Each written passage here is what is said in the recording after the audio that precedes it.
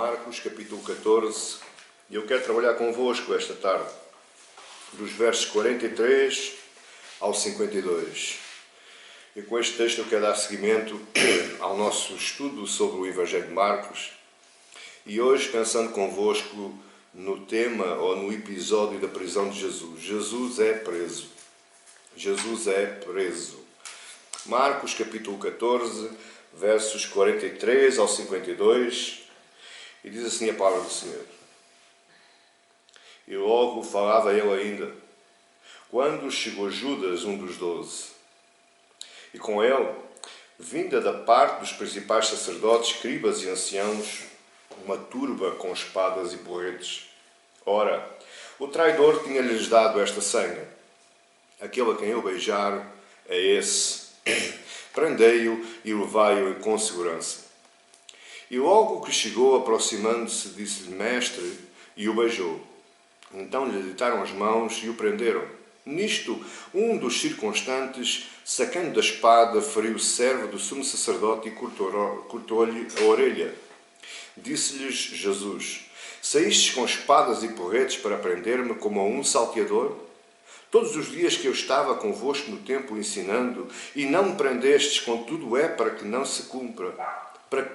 Contudo é para que se cumpra as Escrituras. Então, deixando-o, todos fugiram.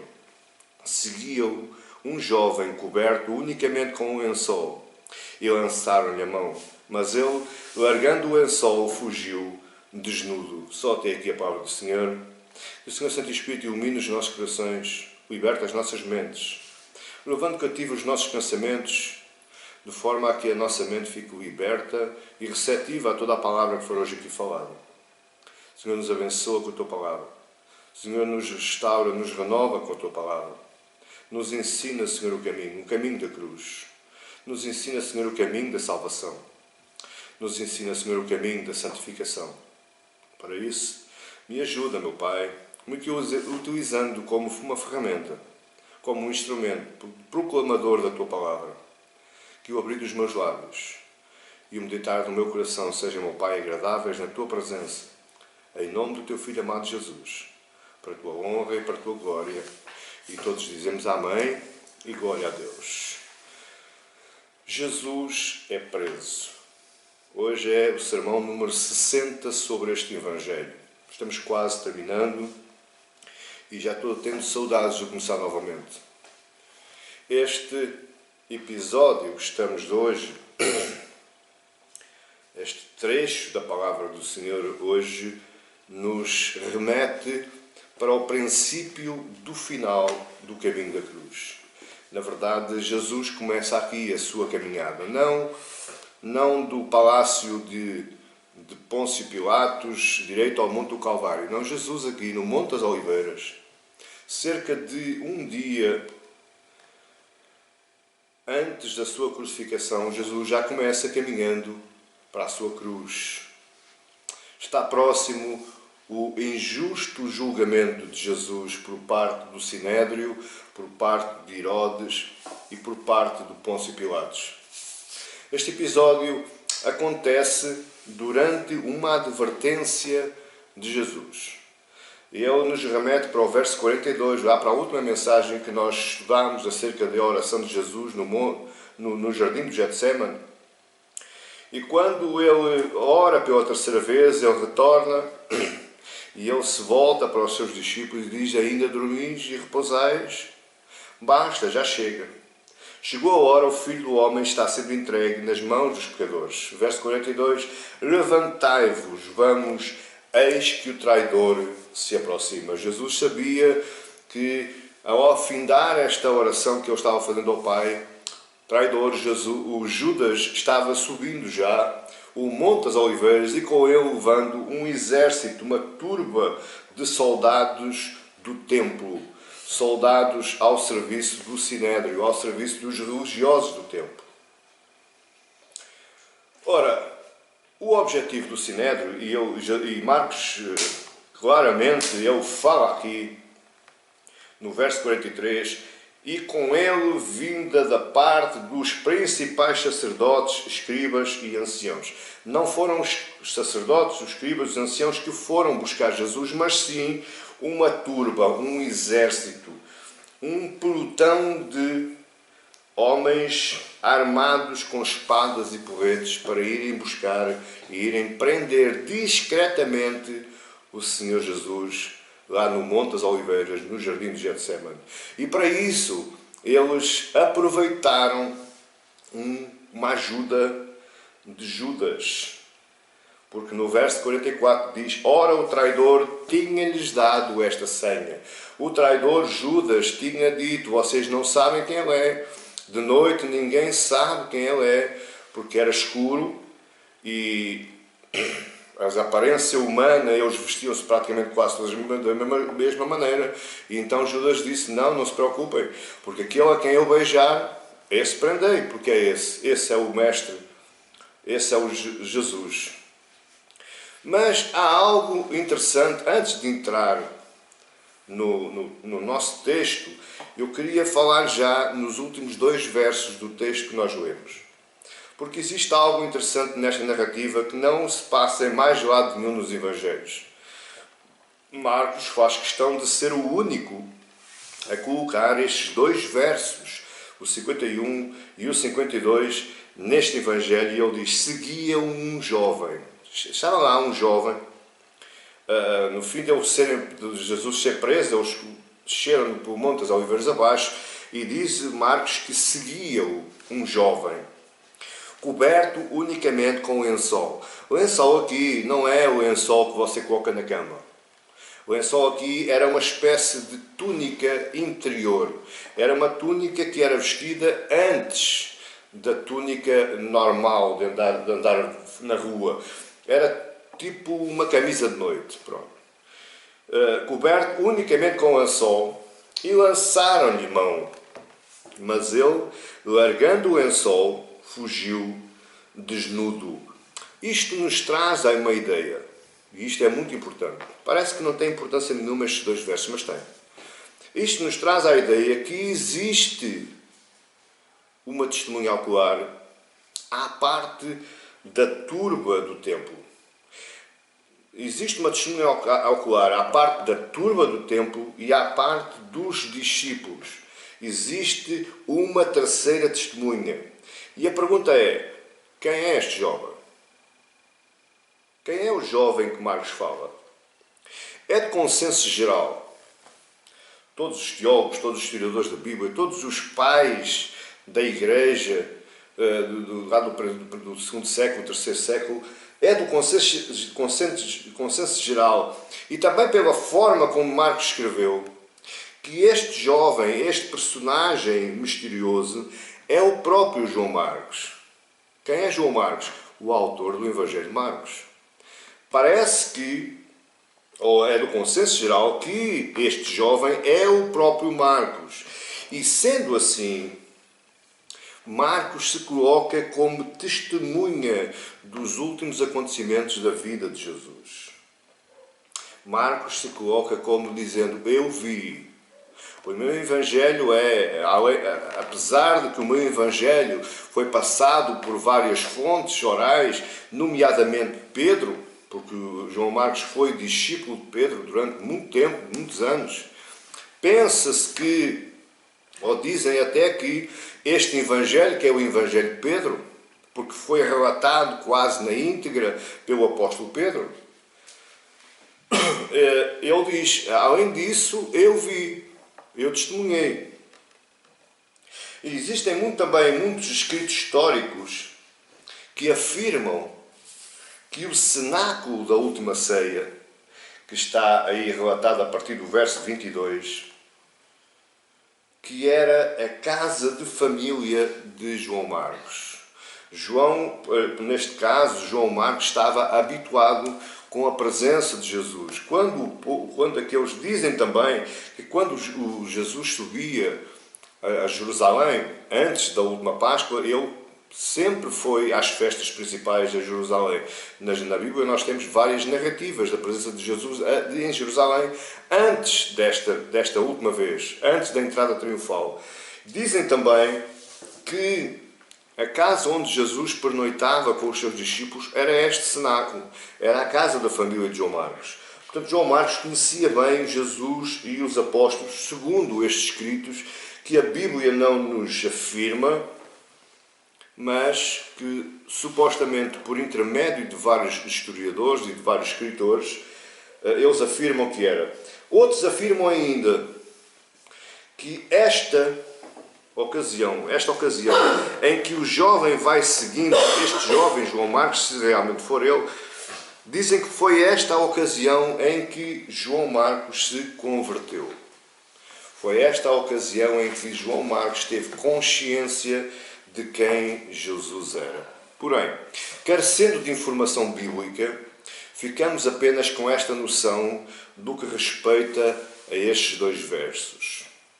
Agora, todo este processo da prisão não foi um processo ao acaso.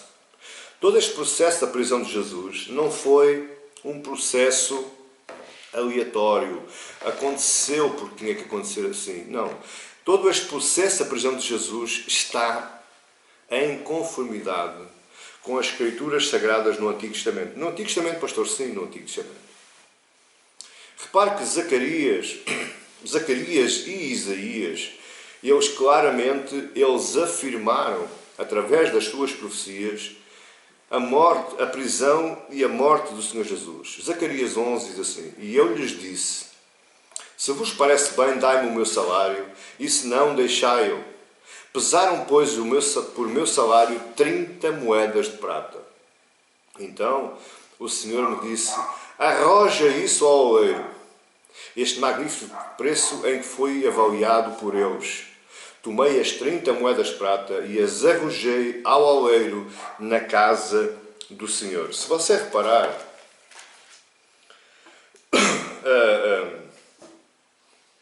não é no Evangelho de Marcos, mas em Mateus, Judas se arrepende. E Judas vai e diz aos sacerdotes, eu estou arrependido, porque eu estou acusando sangue inocente. E os fariseus disseram a ele, que nos importa isso? Faz o que quiseres com o dinheiro, que nos importa isso. Diz a Bíblia que Judas arrojou as 30 moedas em frente aos sacerdotes, aos fariseus e aos escribas. E isto está em conformidade com o que Zacarias estava falando. Tomei as 30 moedas, no verso 13 do capítulo 11, tomei as 30 moedas e as arrojei e as lancei ao oleiro. Parece que ele está atirando as moedas para o oleiro na casa do Senhor. Na casa do Senhor. Agora preciso que você entenda alguma coisa muito importante. A doutrina liberal dos liberalistas, eles afirmam que todas as profecias acerca da crucificação e da morte de Cristo, todas as profecias do Antigo Testamento acerca da crucificação e da morte de Cristo, nomeadamente Zacarias 11 e Isaías 53, elas foram escritas após Jesus ter morrido. Ora, temos um problema, irmãos. E porquê é que eles falavam assim? Porquê é que a doutrina liberal, os liberalistas, falavam desta forma? Porque eles diziam, não, isso foi escrito, isso não está nada escrito anteriormente. Esses textos foram introduzidos no livro de Zacarias e no livro de Isaías para que os cristãos, os chamados cristãos após a morte de Cristo, após a ressurreição de Cristo, pudessem fundamentar essa posição doutrinária. Por outras palavras, se não houvesse escritos, então Jesus não teria morrido e não teria ressurgido. E os escritos iriam fundamentar essa doutrina por parte dos apóstolos, por parte dos seus discípulos. Curiosamente, quase 2000 anos depois, em 1940, foram descobertos os rolos de Qumran. Ou seja, você já ouviu falar nos rolos do Mar Morto. Esses rolos foram descobertos uns pergaminhos enrolados dentro de uns vasos de barro, porque o mar desceu o seu nível e deixou a descoberto os potes de barro, as ânforas, como chamavam na altura, com os rolos de pergaminho lá dentro, bem selados. E quando eles foram descobertos, esses rolos foram levados à ciência. E, curiosamente, a ciência atestou que esses pergaminhos eram de uma época anterior à época de Cristo. Ou seja, esses rolos eram mais antigos que a época de Cristo. Através dessa datação científica, confirmou-se que, efetivamente, os rolos, e nomeadamente o Zacarias e Isaías, o rolo de Isaías era datado de 700 anos antes de Cristo e o rolo de Zacarias cerca de 400 e tal, 500 anos antes de Cristo. Ora, pasme-se, Zacarias viveu 700 anos antes de Cristo e escreveu o seu livro. Zacarias viveu 500 anos antes de Cristo e escreveu o seu livro. Perante estes achados e perante estes factos científicos, foi perguntado aos liberais o que é que eles achavam disto. O que é que eles achavam de existir profecias com 700 e 500 anos antes acerca da morte e da ressurreição de Jesus? E eles responderam uma mera coincidência. À falta de certezas, a gente inventa qualquer tipo de argumento desde que nós ficamos bem. Ou seja, por outro lado, para nós entendermos a nossa razão, alguma razão científica ou daqueles que querem denegrir as Escrituras Sagradas, eles têm destruído a fé cristã. E, por conseguinte, ao destruírem a fé cristã, eles estão também destruindo toda a humanidade. Mas agora, voltando ao nosso texto. Esta foi só uma curiosidade que eu quis trazer para vocês. Voltando ao nosso texto. O que é que Jesus está falando no final do verso 49? O verso 49 diz assim: todos os dias eu estava convosco no templo ensinando. Nós sabemos que Jesus estava no templo, foi várias vezes ao templo, ensinava ao sábado nas sinagogas. E ele diz aí, todos os dias eu estava no templo convosco, ensinando. E vocês estavam lá me escutando. E não me prendestes. Contudo, é para que se cumpram as Escrituras. O que é que Jesus diz aí como cumprir as Escrituras? Se nós lermos, e este episódio, deixe também fazer aqui um parênteses, este episódio é narrado pelos 4 Evangelhos. E eu hoje queria convidá-lo a fazermos uma viagem nos 4 Evangelhos e tentar enquadrar vários textos num só sermão. E você vai se espantar. Você vai se deliciar. Contudo, é para que se cumpram as Escrituras. Se nós formos a João, capítulo 18, que é o que narra este episódio da prisão de Jesus, ele no verso 11 diz assim: mas Jesus disse a Pedro: mete a espada na bainha. Não beberei, porventura, o cálice que o Pai me deu? Que cálice é este? Qual é o teor da expressão de Jesus, o cálice que o Pai me deu?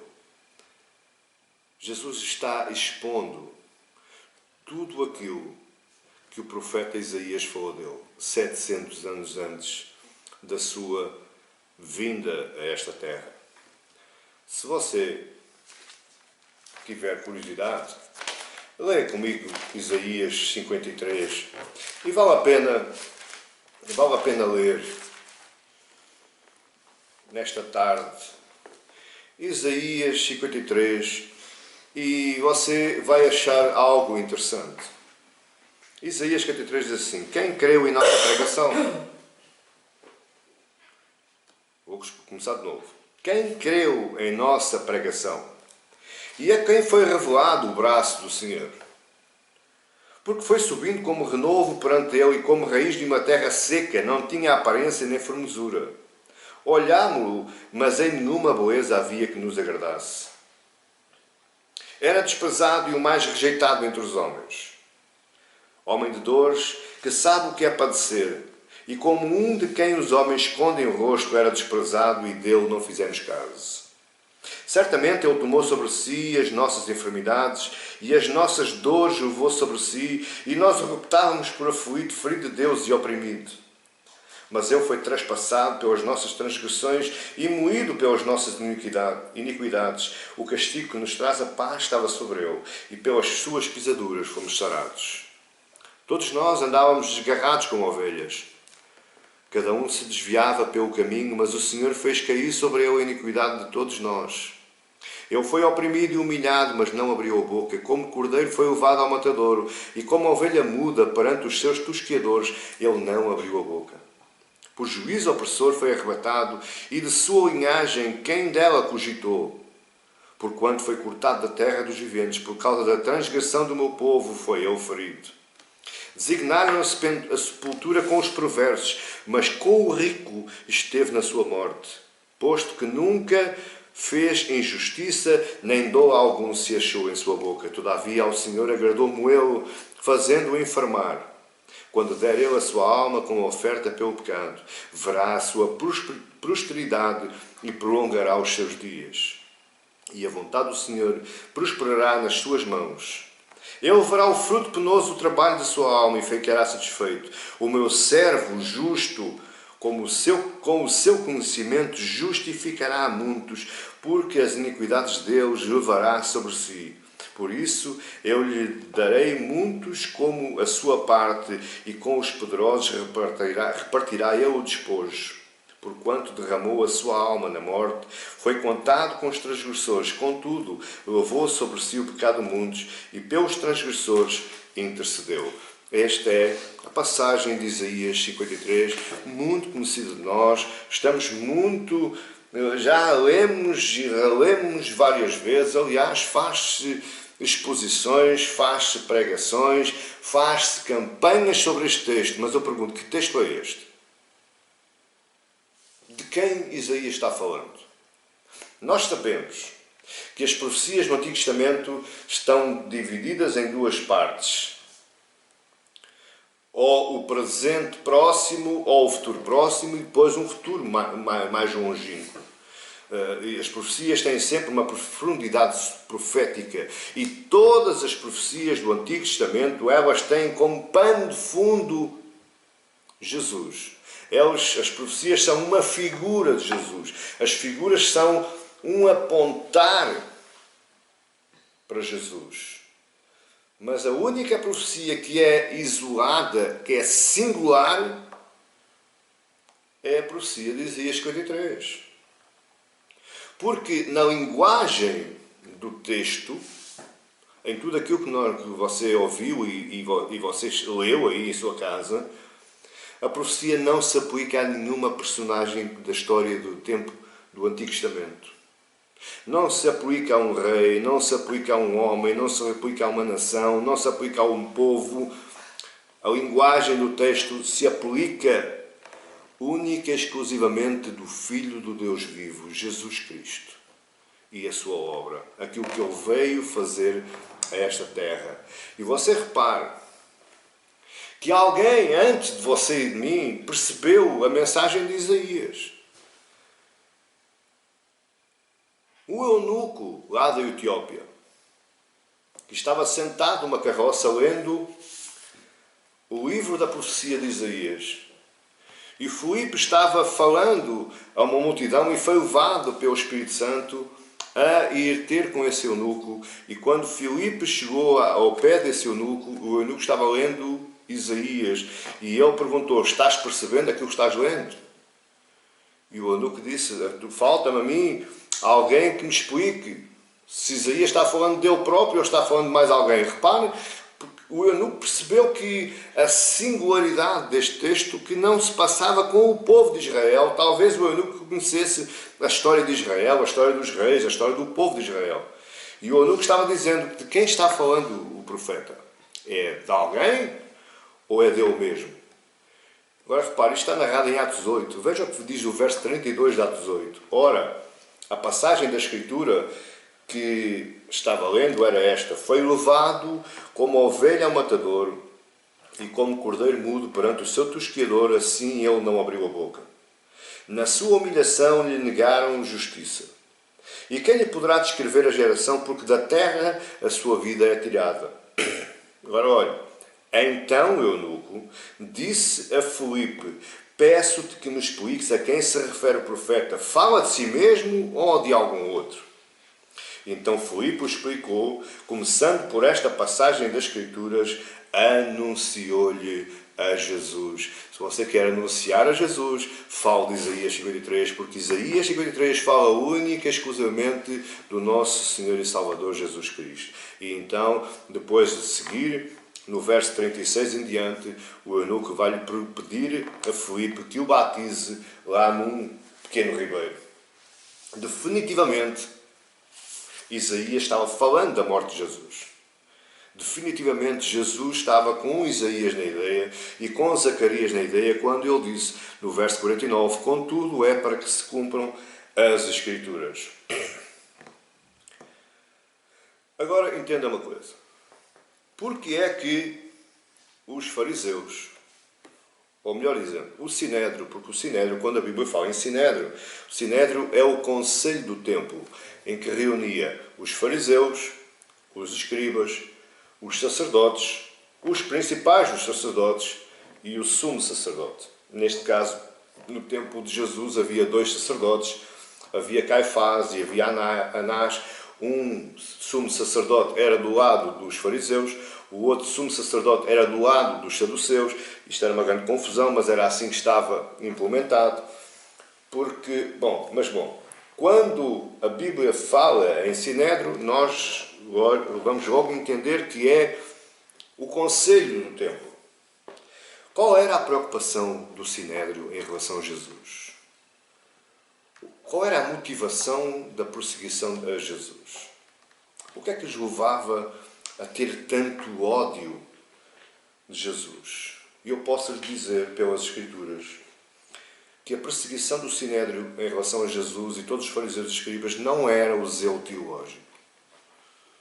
Eles nunca conseguiram acusar Jesus elementarmente, factualmente, como um herege. Eles nunca conseguiram. Tentaram, mas nunca conseguiram. Porque quando Jesus fala com eles, ele falava pela palavra do Pai. Ele utilizava sempre a palavra. Aliás, Jesus sempre utilizou a palavra do Pai. Até lá no deserto, com o diabo. O diabo falou-lhe das Escrituras e ele replicou com as Escrituras. Portanto, o que prendia a vontade de matar a Cristo não era o zelo teológico. Eles conheciam bem as Escrituras. Aliás, eu até digo, se eles conhecessem bem as Escrituras, eles conheciam bem Isaías 53. E de quem Isaías estava falando. Mas não era o zelo teológico. O que eles se preocupavam era com a sua própria vida. O seu sustento. Porque se nós formos lá para Marcos, capítulo 11, na entrada triunfal de Jesus em Jerusalém, Jesus dirigiu-se diretamente ao templo. E o que é que ele fez?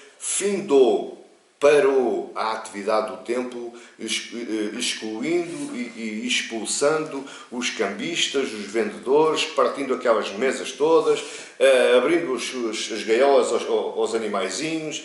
Ele parou a atividade do templo. Ao parar a atividade do templo, foi ao bolso dos fariseus e dos escribas e dos sacerdotes.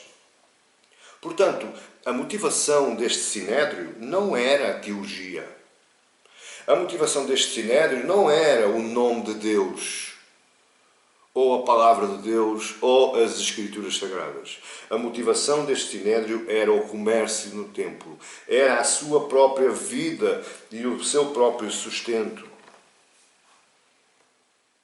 Era o sinédrio completo. Não faltava lá nada. Diz aí o verso 43. Principais sacerdotes, os escribas e os anciãos, os mais velhos. E repare, o Conselho Judaico, este sinédrio, Ele era respeitado pelo rei Herodes e era respeitado pelo governador romano, na altura, Pôncio Pilatos. O Conselho do Sinédrio, o Conselho judaico do templo, ele tinha esta manifestação de respeito, mas mesmo assim não estava satisfeito. E eu quero que você pense uma coisa. Muito se fala aí, eu não sei com que base, mas muito se coloca a culpa nos romanos. Os romanos é que crucificaram, os romanos é que bateram, os romanos é que pregaram as mãos de Jesus. Claro que foi. Aliás, não poderia ser de outra forma. Mas quem prendeu a Jesus foram aqueles que dizem que amou a Deus. Quem prendeu Jesus, quem acusou Jesus, quem ditou a sentença sobre o nosso Mestre Jesus foi o Sinédrio. Foram os religiosos. Foram aqueles que mostravam-se muito zelosos, guardadores da verdade de Deus, mas eles mesmos mataram o próprio Filho de Deus. Eles o levaram à cruz. Eles o crucificaram. O ser fariseu naquela época era sinónimo de muito respeito e piedade. Mas repare que este Sinédrio agiu de forma ardilosa. Este Sinédrio, além de ser mentiroso, porque os fariseus foram mentirosos. Quando o fariseu foi perguntar a Jesus se era lícito pagar o tributo a Roma, Jesus diz: trazei-me um denário. E depois pergunta: de quem é estes fins? E eles disseram: de César. Então dai a César o que é de César e dai a Deus o que é de Deus. Foram estas as palavras de Jesus. Mas da presença de Pôncio Pilatos, os fariseus disseram: este homem incitou o povo a não pagar por tributo. Veja que eles são mentirosos, eles mentiram. Mas eles agiram de forma ardilosa. Veja aí o verso 2 de Marcos 14.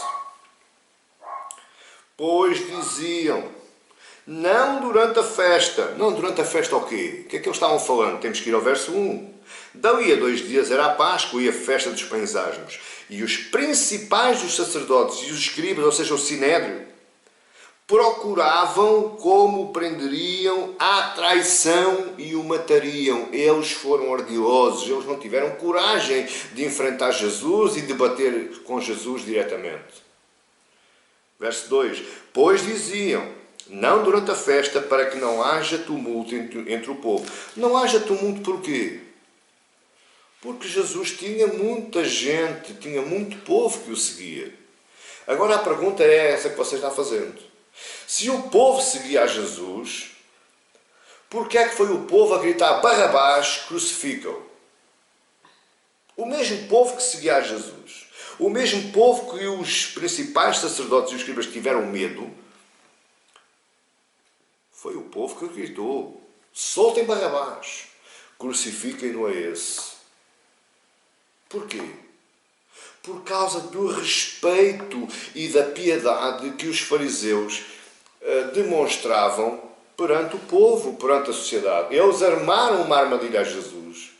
E essa armadilha foi tão bem montada e não foi desmontada por Jesus para se cumprir as escrituras de Isaías 53. Foi levado para o matadouro como um cordeiro mudo. Ele não abriu a boca, Jesus não se justificou. E isso levou o povo a dar razão ao Sinédrio, a dar razão aos sacerdotes, aos principais sacerdotes e aos escribas. Mais uma vez eu digo, presta atenção, não foram os romanos que prenderam Jesus, foi o Sinédrio, foram os religiosos, foram aqueles que diziam: eu estou fazendo isto por amor a Deus, por amor às Escrituras. Veja o que é que diz Mateus 27. Isto é a voz de Pôncio Pilatos. Mateus 27, 23 diz assim: que mal fez ele? Pôncio Pilatos está na varanda. Que mal fez ele? Eu não encontro nada para o condenar, eu não encontro nada que seja digno de morte. Eu não posso fazer isso. Que mal fez ele? Perguntou Pilatos. Porém, cada vez clamavam mais. Clamavam quem? O povo. Sim, é isso que você está pensando. Aquele mesmo povo que comeu o pãozinho e os peixinhos já no monte, lá no mar da Galileia.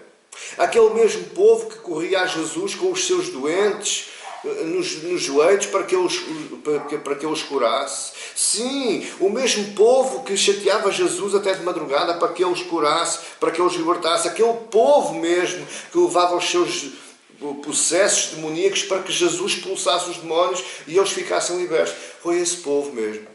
Eles clamavam mais: seja crucificado.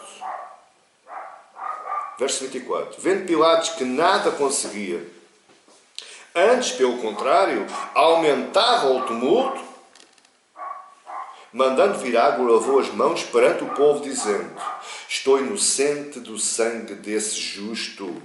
Fica o caso convosco.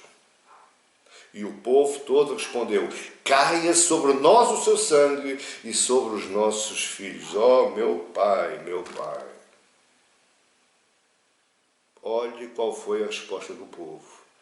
Caia sobre nós o seu sangue e sobre os nossos filhos. Você pensa que Deus não ouviu isto? Isto é para outra ocasião e não vou entrar agora em pormenores, ok? Nesta posição, o povo estava também com o povo em geral. Novamente, qual povo?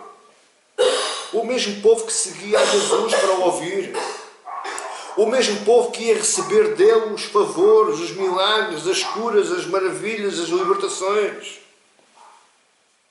Mas todo este processo foi possível pela ação de um único homem. Quem é? Judas Iscariotes. E quem era este homem? Um discípulo de Jesus. Você já viu onde é que eu quero chegar, não é? É que os maiores traidores de Jesus não são os de fora.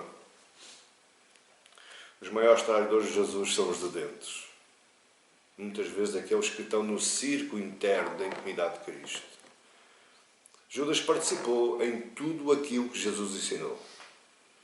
Judas até participou na primeira grande comissão, quando Jesus enviou os 12 e disse-lhes: ide, pregai, entrai nas casas, se não vos aceitarem, sacudi o pó dos sapatos e sigam em frente. Não levem alforjes, não levem ouro, não levem túnicas, não levem sapatos, porque eu proverei para vocês.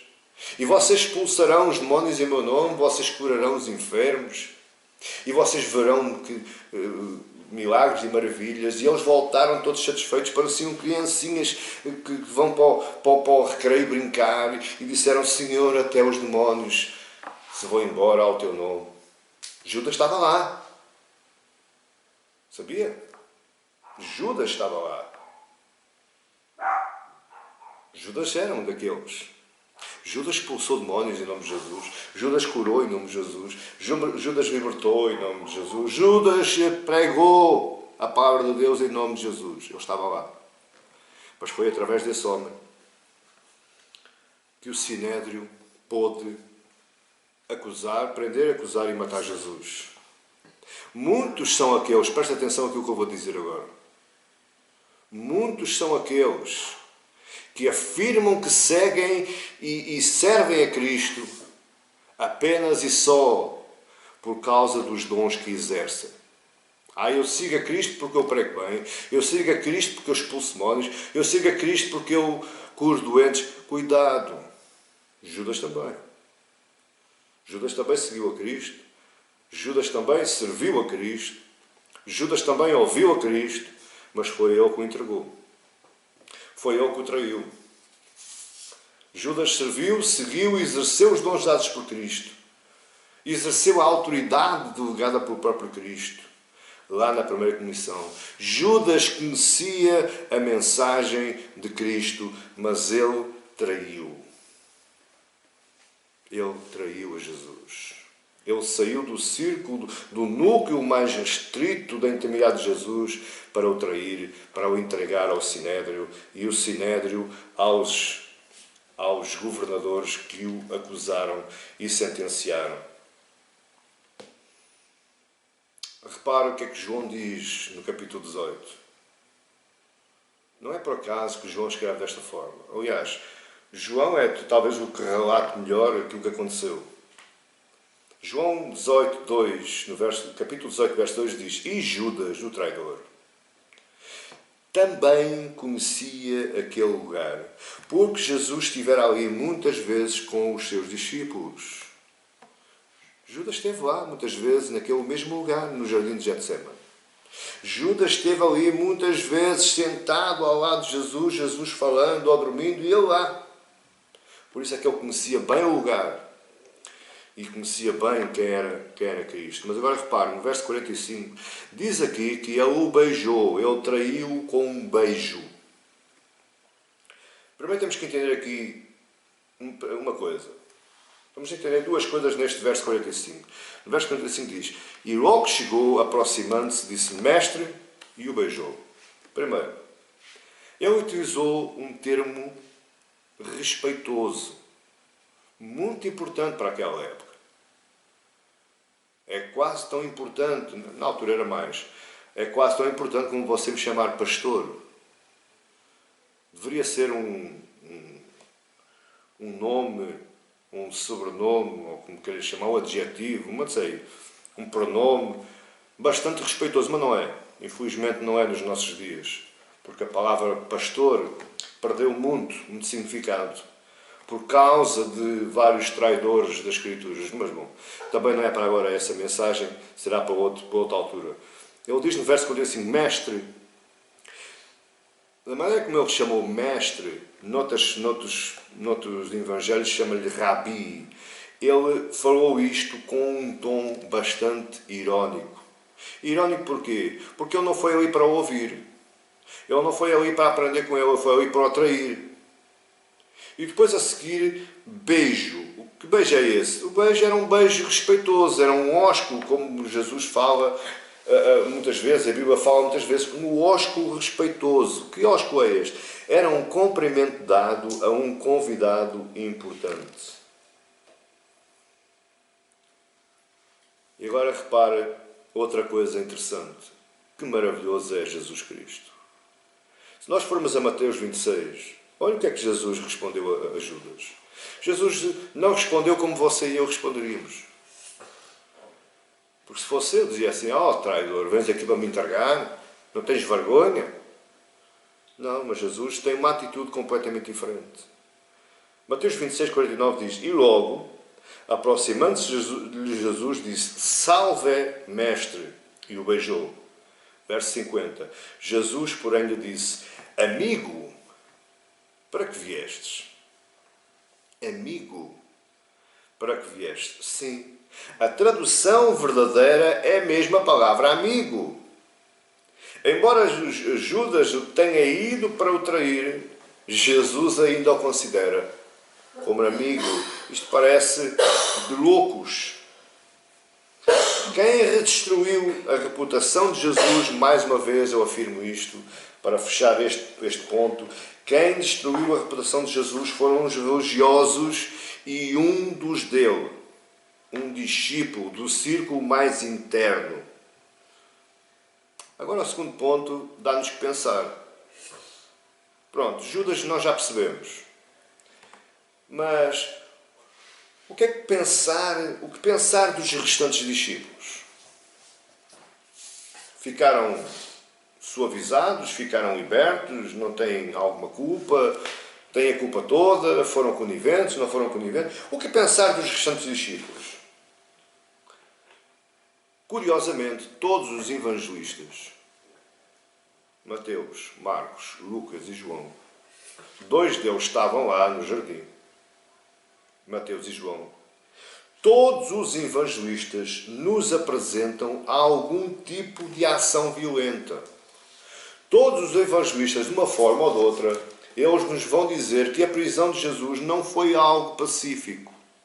houve violência, houve exaltação, mas apenas o evangelista João, neste caso o apóstolo João, nos apresenta o nome daquele que foi o personagem mais violento, Pedro. Ele nos apresenta o nome daquele que desembanhou a sua espada. Espada, neste caso, não é uma espada. Nesta época era um punhal pequeno, até porque nesta época estava proibido alguém usar, cingir uma espada à cintura. Portanto, em princípio deveria ser um punhal pequeno, uma faca de mato, normalmente, mais ou menos isso. Agora, João nos apresenta o nome. Pedro. Sim, é verdade. Novamente Pedro. O mesmo Pedro que diz que não se escandalizava de Jesus. O mesmo Pedro que disse: Jesus, isso não é verdade, eu jamais me escandalizarei de ti. O mesmo Pedro que disse que ainda seja necessário morrer contigo, de modo algum te negarei. O mesmo Pedro que no jardim de Getsêmani se deixou dormir, não teve a coragem para estar acordado, aquela coragem que mostrou antes, faltou-lhe nesse momento da oração de Jesus no Getsêmani. É o mesmo Pedro que vai tomar a atitude de violência, aproveitando a força da sua carne para impor a sua vontade, neste caso, para impor o seu orgulho. Mateus 26, 52 diz assim: então Jesus lhe disse: embainha a tua espada, pois todos os que lançam a mão da espada, à espada perecerão.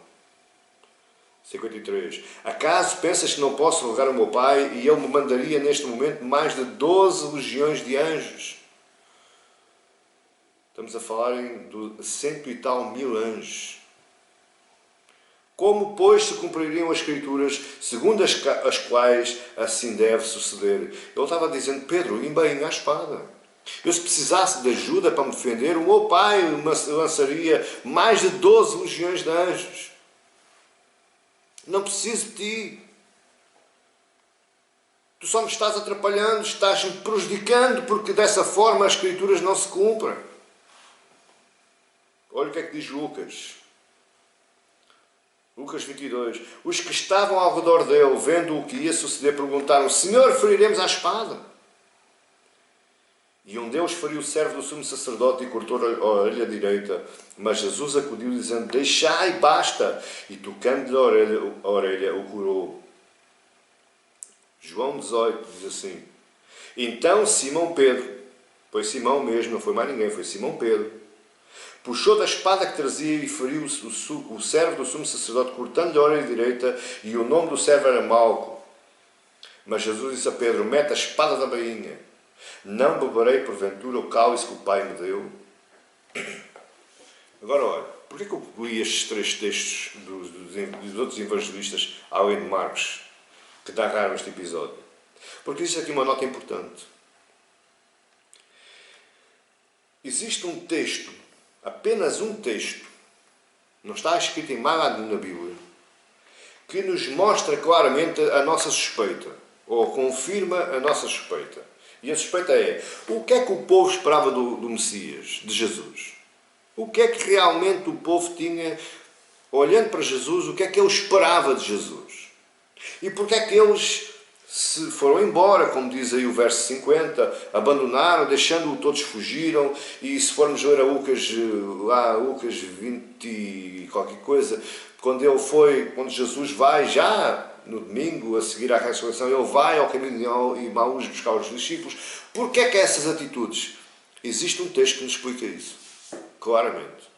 E eu queria convidá-lo a você a abrir comigo em Lucas 22. Lucas 22. E você repara, é o único texto em que, a seguir ao aviso de Jesus a Pedro, que afirme Pedro que ainda hoje me negarás 3 vezes, existe um texto, uma conversa entre Jesus e os seus discípulos, entre o aviso de Jesus da negação de Pedro e Jesus no Getsemane. E isto é Lucas quem nos conta. No capítulo 22, do verso 35. E veja o que é que os discípulos perceberam que era Jesus. A seguir, Jesus lhes perguntou, verso 35, capítulo 22 de Lucas: quando vos mandei sem bolsa, sem alforje, sem sandálias, faltou-vos porventura alguma coisa? Nada, disseram eles. Então lhes disse: agora, porém, quem tem bolsa, tome-a como também o alforje, e o que não tem espada, venda a sua capa e compre uma. Pois vos digo que importa que se cumpra em mim o que está escrito. Eu fui contado com os malfeitores, porque o que a mim se refere está sendo cumprido. Então lhe disseram: Senhor, eis aqui 2 espadas. Respondeu-lhes: basta. Aquilo que os discípulos estavam esperando de Jesus era um libertador. E repare que logo a seguir, no verso 49 do capítulo 22 de Lucas, diz assim, verso 49: e os que estavam ao redor dele, vendo o que ia acontecer, perguntaram: Senhor, feriremos a espada? Como que diz? É agora, Senhor.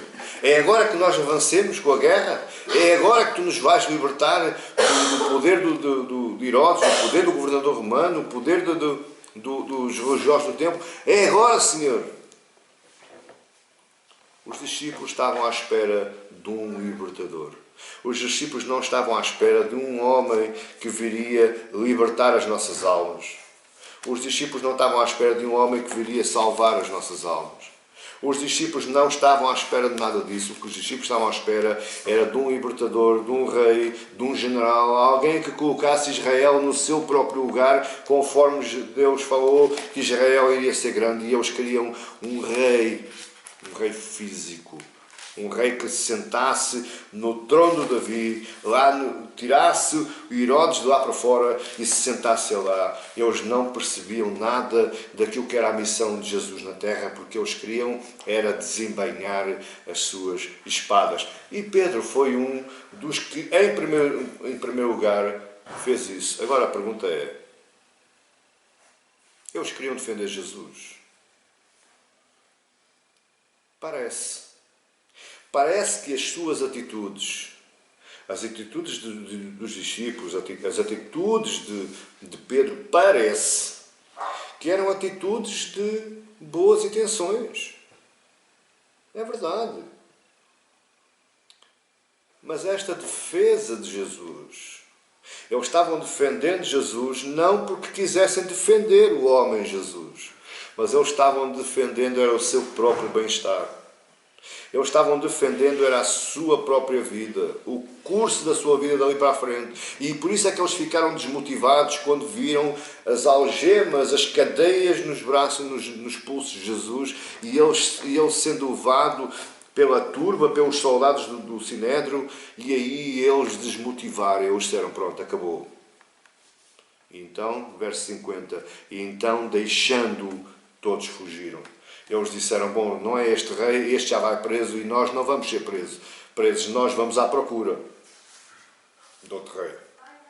Nós vamos à procura realmente do Messias verdadeiro. E repare que ainda hoje os judeus estão à espera do Messias. Ainda hoje eles todos os dias vão para o Muro das Lamentações gritando pelo Messias. Só que o que eles não viram ainda é que o Messias já veio. O Messias já foi preso. O Messias já foi crucificado. O Messias já ressurgiu dos mortos. Ele está sentado à direita do Pai, e quando Ele vier já não é mais para salvar, mas sim para julgar os vivos e os mortos. Ele não virá mais como um cordeirinho que tira o pecado do mundo. Ele agora virá como o leão que ruge. Ele virá como o grande juiz, impondo a justiça e derramando a santa e justa ira do Pai sobre todo o ímpio. Eles estavam com uma atitude plenamente carnal. Plenamente carnal. Veja o que é que o nosso irmão Marcos diz aí, no capítulo 8, verso 31. Veja a atitude dos discípulos. Então começou ele a ensinar-nos que era necessário que o Filho do Homem sofresse muitas coisas, fosse rejeitado pelos anciãos, pelos principais sacerdotes e pelos escribas, fosse morto e que depois de 3 dias ressuscitasse. E isto ele expunha claramente. Jesus nunca escondeu aos seus discípulos que ele ia passar por este episódio narrado em Marcos 14. E isto ele expunha claramente. Mas Pedro, esse mesmo Pedro, chamando-o à parte, começou a reprová-lo. Jesus, porém, voltando-se, fitando os seus discípulos, repreendeu a Pedro e disse: Arreda, Satanás, porque não cogitas das coisas de Deus, e sim das coisas dos homens. A sua atitude era plenamente humana, plenamente carnal. Veja que 5 minutos antes de Jesus repreender a Pedro, Jesus vai dizer a ele: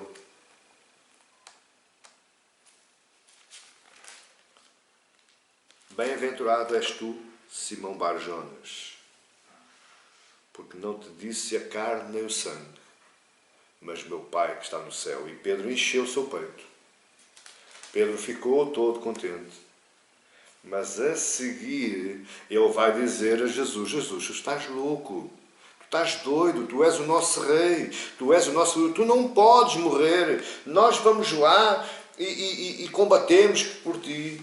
E Jesus diz então a ele, ao mesmo Pedro que tinha dito: Bem-aventurado és tu, Simão Bar-Jonas, ele passa de bem-aventurado para um homem cheio de Satanás, cheio de maus intentos, cheio de arrogância, cheio de orgulho, porque não cogitas nas coisas de Deus, ou seja, tu não estás vendo a vontade de Deus, tu estás vendo a tua própria vontade. E este, meu amado irmão e irmã, meu querido e minha querida que me está ouvindo, essa é a nossa atitude hoje. Nós somos movidos pela vontade do nosso coração. Nós somos movidos pelo nosso bem-estar. Não somos movidos pelo que Deus diz ou pela vontade de Deus. Este é o contexto carnal dos discípulos de Jesus. E claro, este é o contexto carnal de certos discípulos de hoje. E se você parar um tempinho e começar a analisar aquelas pregações que você ouve aí todos os dias nas redes sociais, aquelas pregações que parecem que são pregações legítimas para o povo de Deus, mas essas pregações e essas palavras, esses sermões estão cheinhas de atitudes carnais. Levam ao bem-estar, massagem o coração, massagem as mentes, levam-no a pensar que você é mesmo tal, mas o retiram do caminho de Deus. Vou-lhe dizer novamente algo que já disse. Novamente. Boas intenções não levam à salvação. Esta foi a realidade compreendida pelos discípulos. Qual realidade? Acabou. Esta religião não me serve. Este pastor não me serve. Esta igreja não me serve. Esta Bíblia não me serve. Esta vida não me serve. Eu vou fugir, vou-me embora e vou procurar outra vida. Aquela vida que me encha a minha alma, que me agrade os meus ouvidos, que massageie o meu coração e o meu ego, que me faça sentir bem, que me faça sentir o tal. Quando eu encontrar, eu vou ficar lá. Esta não. Foi esta a reação dos discípulos. E é de Jesus. E é esta a reação dos discípulos de hoje. Aqueles que estão no círculo interno, mas quando não lhes agrada, eles dizem: está tudo acabado, não quer mais, vou-me embora, vou à procura de outra vida. Mateus 26, 56 diz: tudo isto, porém, aconteceu para que se cumprissem as escrituras dos profetas. Então, os discípulos todos os discípulos todos, deixando-o, fugiram. É claro que depois a Bíblia vai dizer que Pedro andou aí rondando Jesus, mas acabou por negar 3 vezes. A Bíblia vai nos dizer que João estava lá junto à cruz, mas Jesus disse: João, leva aí Maria, que a partir de hoje ela é tua mãe. Maria, eis aí o teu filho, vão-se embora. Jesus acabou por ficar sozinho no universo, naquela cruz do Calvário, para que se cumprisse as Escrituras. Quais Escrituras? Isaías 53. Isaías 53. Eu estava capaz de fazer uma pergunta hoje. Qual é o teor da sua esperança? O que é que dita o seu coração em relação daquilo que você espera de Cristo?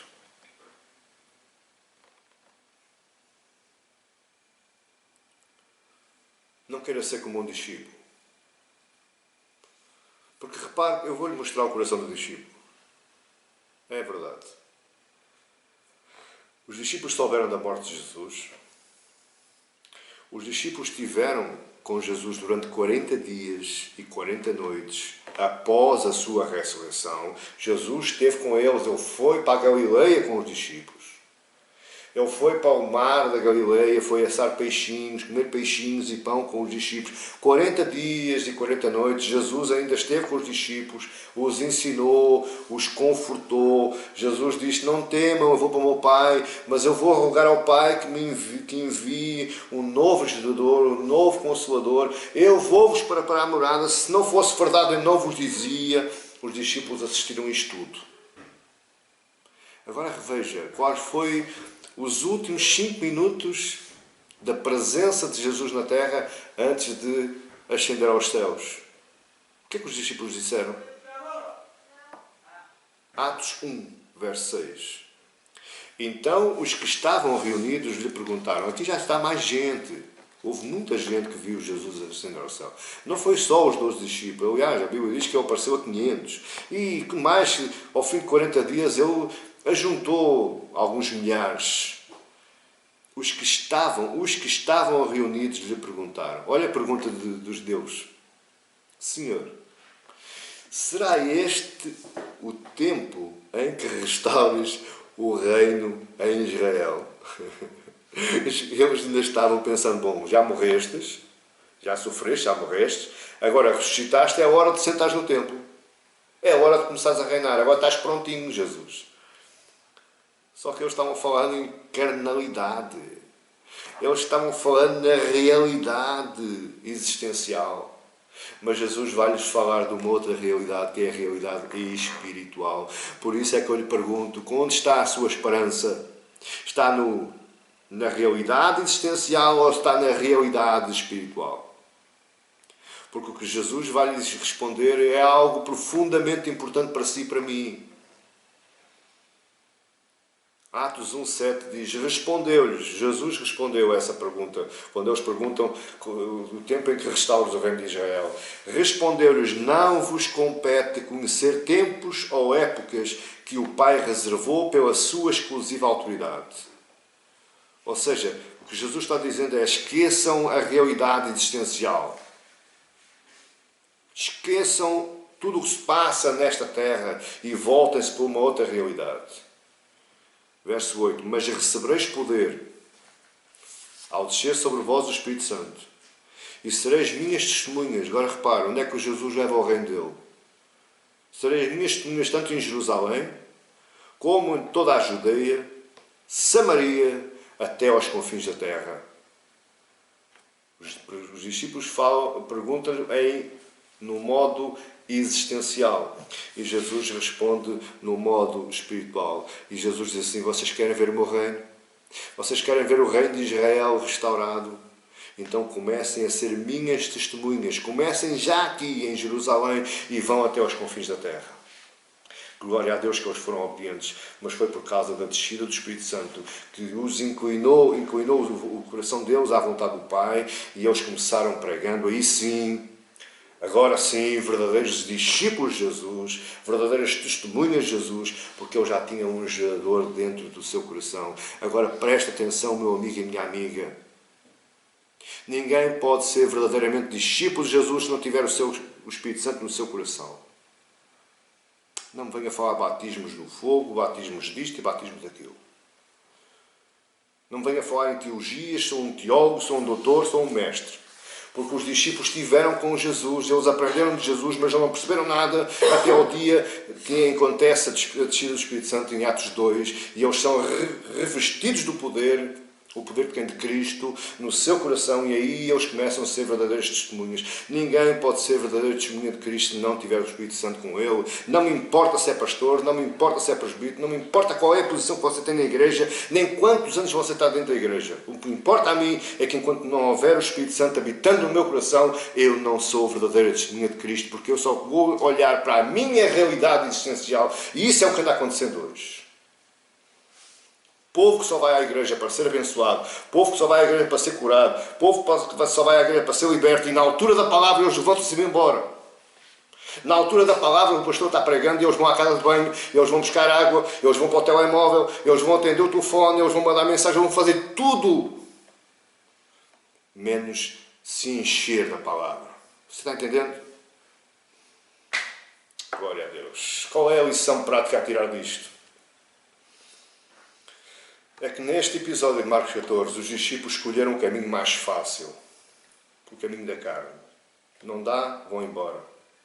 Eles escolheram o caminho antropocêntrico, ou seja, eles pensaram que tudo estava ao redor deles. Você viu que eu li João 17, a oração sacerdotal de Jesus, antes disto acontecer. Aliás, foi no jardim de Getsemane que Jesus fez a oração sacerdotal. Mateus, Marcos e Lucas não narram isto, mas João narra. Foi no jardim de Getsemane, entre a altura que ele ora aflito, triste até à morte, a sua alma estava profundamente triste até à morte, mas ele depois ora pelos seus discípulos, que é a oração sacerdotal que está em João 17. E os discípulos pensaram, bom, isto tudo gira em nosso redor. Ele está dizendo que nós somos um com Ele, porque Ele é um com o Pai. Ele está dizendo que onde estiver Ele, nós estaremos também. Então Ele vai ser o Rei, o Libertador, e nós vamos ser os generaizinhos. Só que quando a desilusão, quando a realidade bate à porta da nossa vida, nós só temos dois caminhos a seguir. Ou um dos dois caminhos a seguir. Primeiro, ou nós abandonamos e vamos pela razão da carne, pela razão da minha mente, ou nós nos humilhamos e voltamos atrás e o seguimos verdadeiramente. Não há um terceiro caminho. No final da vida do Mestre, os discípulos demonstraram que não tinham absorvido nada dos ensinamentos de Jesus. E não só no final da vida, porque nós vimos que até após Jesus ter ressuscitado, eles não aprenderam nada. Eles não entenderam nada. Porquê? Porque lhes faltava algo. É o Espírito Santo. E se não for o Espírito Santo iluminar a minha mente, o meu entendimento, eu não vou perceber nada. Eu vou ler a minha Bíblia 500 vezes e eu não vou retirar nada. Porque é o Espírito Santo é que ilumina o meu entendimento, ilumina a minha mente e me faz entender, me leva a entender quais são as verdades espirituais, porque são essas que me importam. Mais nada me importa.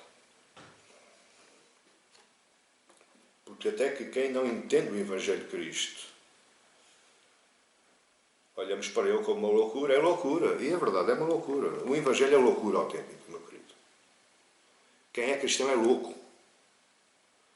Porque cristão que segue um homem que foi preso, injustamente condenado, sentenciado à morte de cruz, só pode ser louco.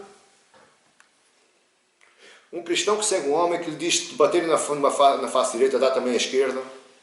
Se te roubarem a capa, a túnica, dá-lhe também a capa. Se te obrigarem a andar uma milha, anda com ele duas. É louco. É verdade, eu dou-lhe a razão. Um cristão desse é um louco.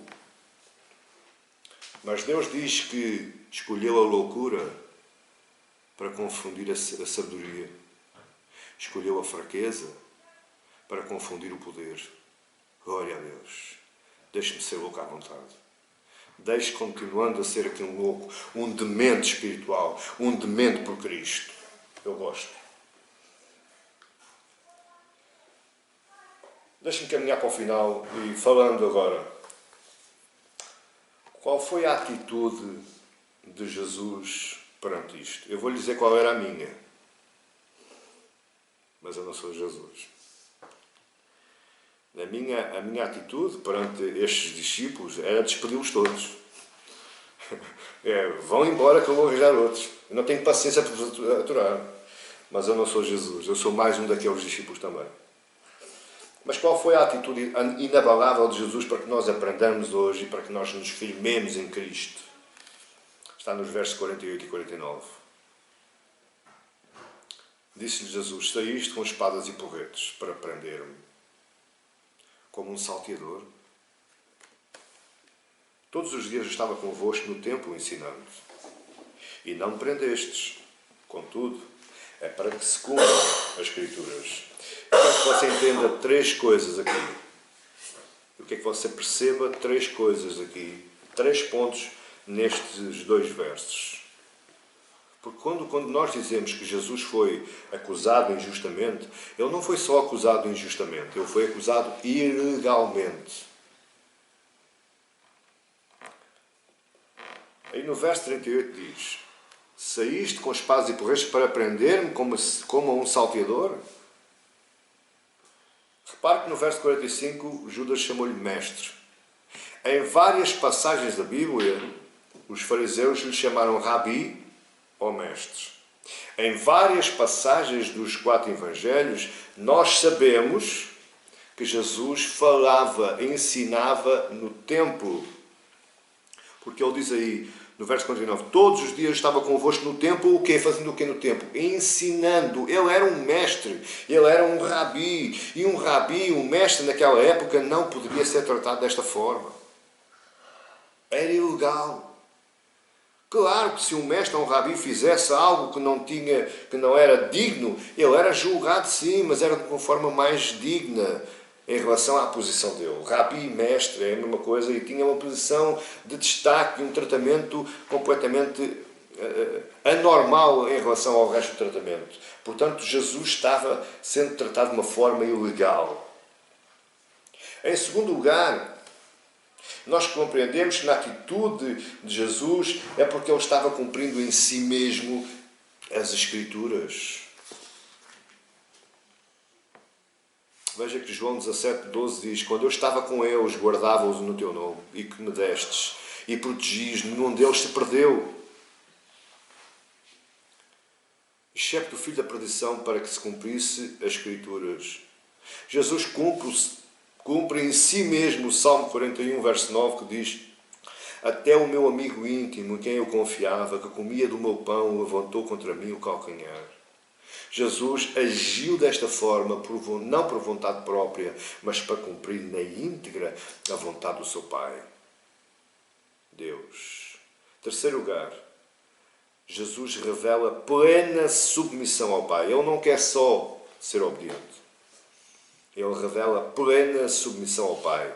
Mateus 26:43 diz: acaso pensas que não posso rogar ao meu Pai e Ele mandaria neste momento mais de 12 legiões de anjos? Tu acaso pensas, Pedro, que se eu quisesse, o Pai não mandava um exército de milhares de anjos para me defender? Mas sendo assim, continuando para o verso 54, sendo assim, como, pois, se cumpririam as Escrituras, segundo as quais assim deve suceder? Jesus está dizendo: eu não me importo daquilo que eles vão fazer. O que eu me importa é ser submisso ao meu Pai e cumprir em mim tudo aquilo que Ele mesmo falou e que Ele mesmo decretou. Esse é o nosso problema.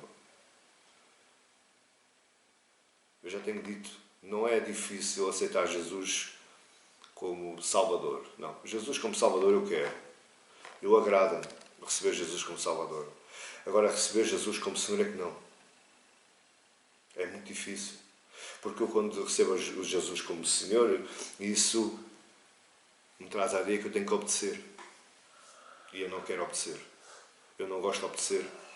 E eu não me apetece obedecer. Entende? Mas Jesus, com esta atitude perante os discípulos, perante a turba do Sinédrio, perante Judas, ele mostrou plena submissão ao Pai. Verso João 18 diz: então lhes disse Jesus, já vos declarei que sou eu. Isto aí ele está falando para os soldados do Sinédrio. Se é a mim, pois, que buscais, deixai ir estes. Para que é que Jesus disse, deixem ir estes? Não os levem. Deixem ir os discípulos. Verso 9, para se cumprir a palavra que dissera, não perdi nenhum dos que me destes. Veja que até na hora da maior aflição, Jesus estava cumprindo a vontade do Pai. Cumprindo, porém, a palavra, a Escritura. Jesus não escolheu o caminho mais fácil. Jesus escolheu o caminho da cruz. Porquê? Porquê é que Jesus escolheu o caminho da cruz? Por causa do seu grande amor. Não perdi nenhum dos que me deste. Creia, meu querido e minha querida, todo aquele que vai a Cristo, um coração verdadeiro, todo aquele que se entrega como Senhor e como Salvador, todo aquele que se entrega de coração, de alma, de corpo, de vontade, Ele cuida. Porque só vai a Cristo quem Deus dá. Não vai qualquer um. Não somos nós que queremos ir a Cristo. É porque o Pai lhe dá. E quando o Pai lhe dá, Ele não perde nenhum. Quais seriam as aplicações que nós tiraríamos deste texto para nós hoje? Eu queria lhe dar 4 aplicações rápidas. Mas são 4 aplicações importantíssimas para que nós aprendamos, para que nós valorizemos a Cristo, para que nós olhemos qual está sendo o nosso comportamento hoje em relação às Escrituras Sagradas, em relação a Cristo, em relação ao cristianismo, em relação aos nossos irmãos. Eu tenho, para mim, que estas aplicações nos vão trazer luz à nossa vida. A primeira aplicação é que nós precisamos compreender a verdadeira natureza espiritual do Reino de Cristo. Amado irmão, meu querido e minha querida que me está a ouvir, o Reino de Cristo não é para mim a satisfação pessoal. O Reino de Cristo não é para mim a satisfação individual. O Reino de Cristo é o caminho da cruz. Jesus diz, quem quiser me seguir e vir após mim, pega a sua cruz e siga-me. Jesus não falou, se quiserem vir, venham que eu vos abençoo, que eu vos derramo bênçãos, que eu vos curo, eu vos liberto e vocês vão ser mais que vencedores, vocês vão ter uma vida regalada. Não, Jesus não disse nada disso. O que Jesus diz, quem quiser vir após mim, pega a sua cruz e siga-me. Muitos são os crentes que ainda hoje não entenderam a verdadeira natureza do Reino de Cristo. Exatamente como aqueles discípulos. Muitos são aqueles que ficam chocados com alguns sermões. Eu sei que os meus sermões não puxam povo. Muitos ficam chocados com algumas igrejas.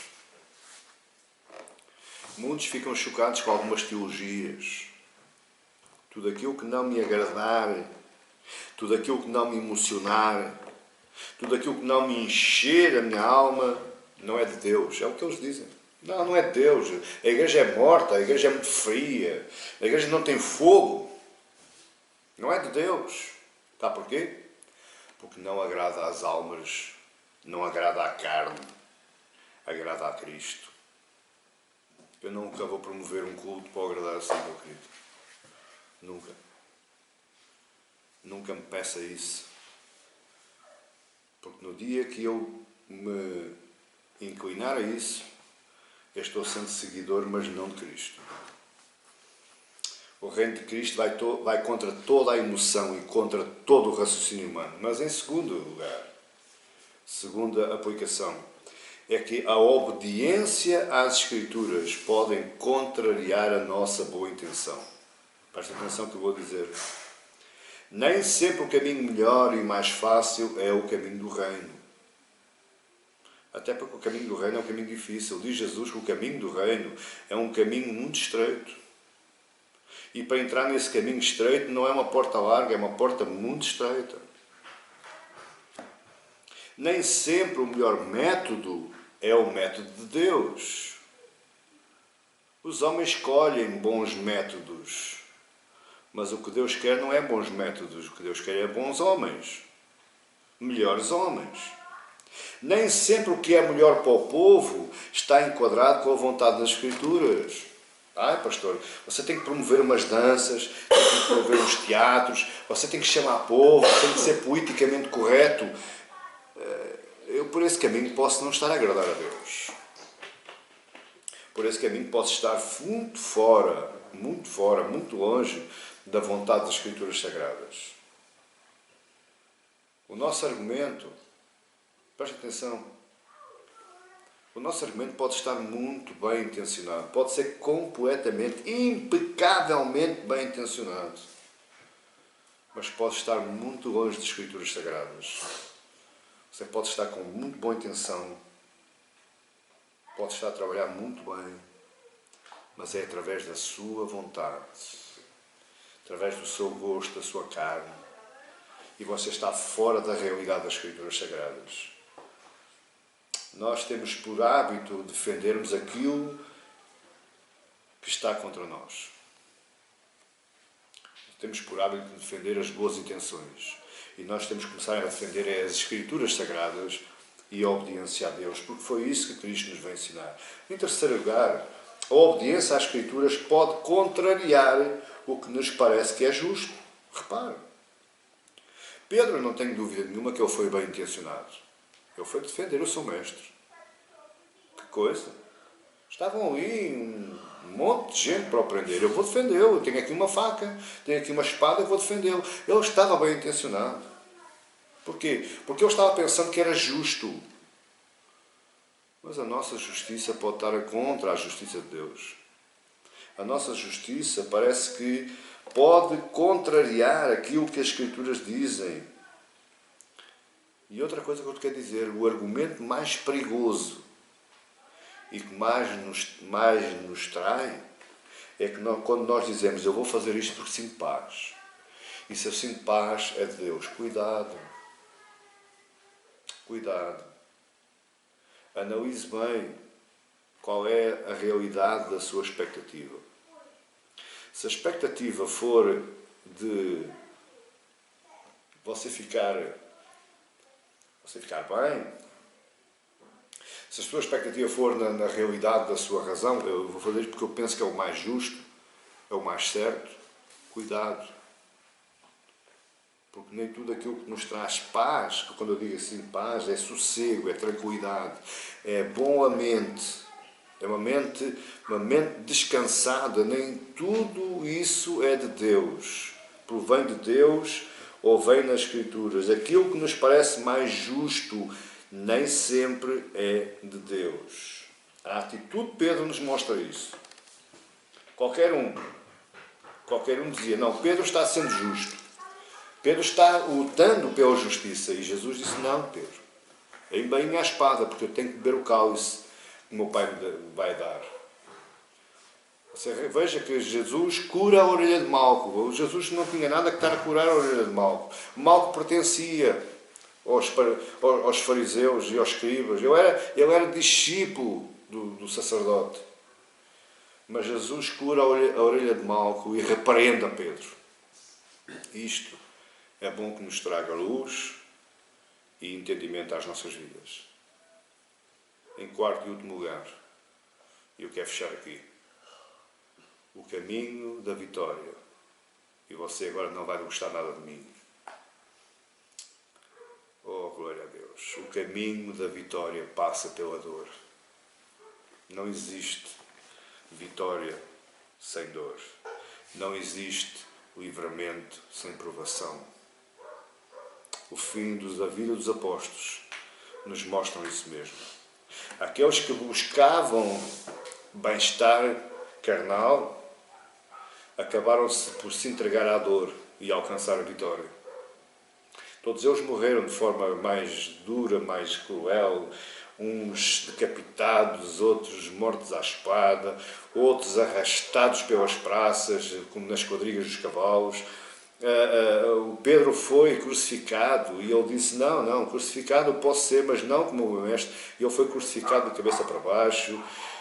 O apóstolo Paulo sofreu até ao último minuto da sua vida. Mas olha, todos estão no céu. Entende o que eu disse? Todos estão no céu. E mais ainda, neles, nos apóstolos, está fundamentada a Igreja de Cristo. Em todos eles. Excepto de Judas, claro. Olha o que é que diz Apocalipse 21, verso 14. A muralha da cidade tinha 12 fundamentos. E estavam sobre eles estavam sobre estes os 12 nomes dos 12 apóstolos do Cordeiro. Mas eles tiveram que passar pela dor. Eles tiveram que passar pela perseguição. Eles tiveram que passar por a perseguição do próprio Sinédrio. Eles tiveram que passar pela perseguição do Império Romano. Começou na década de 70 depois de Cristo, 60 e tais, acabando depois na década de 70. Eles passaram por isso tudo. Eles passaram por morte, por sofrimento, por fome, por frio. Mas eles hoje estão no céu. E não só estão no céu. Nas portas da cidade há 12 fundamentos em que o nome deles está escrito. Eles hoje são a fundamentação da Igreja de Cristo. Nós estamos fundamentados na doutrina dos apóstolos, recebida por eles do próprio Jesus Cristo. Este é o entendimento que devemos ter em relação ao caminho do Reino de Cristo. O caminho do Reino de Cristo não é prosperidade financeira, o caminho para o Reino de Cristo não é prosperidade física na área da cura, da psicologia, não é eu ser um homem muito forte, muito poderoso, não é eu ser um homem referenciado na sociedade, não é eu ter um grande nome. Esqueça. O caminho do Reino de Cristo é aquele que o mundo não entende. É aquele que o mundo chama de loucura. Porque é irracional. Eu, para ser feliz, tenho que sofrer. É irracional. E por isso, andam aí os vendilhões do tempo, vendendo doutrinas que não são cristãs, nem por lá passa, nem estão nas Escrituras Sagradas, seja ele no Novo ou no Antigo Testamento. Mas eles são vendilhões do tempo, exatamente como os fariseus eram, pensando unicamente, somente nos seus lucros, no seu bem-estar, no comércio. Mas eu quero te dizer, o caminho do Reino de Cristo tem, sim, uma vitória a ser alcançada. Mas essa vitória passa pela dor, pelo sofrimento, pela provação, pelo deserto. Mas lá no fim estará a vitória. Porquê? Porque Jesus disse, ao que vencer. Ao que vencer. Ninguém vence sem trabalho. Ao que vencer, eu lhe darei a coroa da vida. Eu lhe darei a coroa da glória. O mundo não entende, nem pode entender. Mas nós temos uma promessa. Nós temos uma promessa.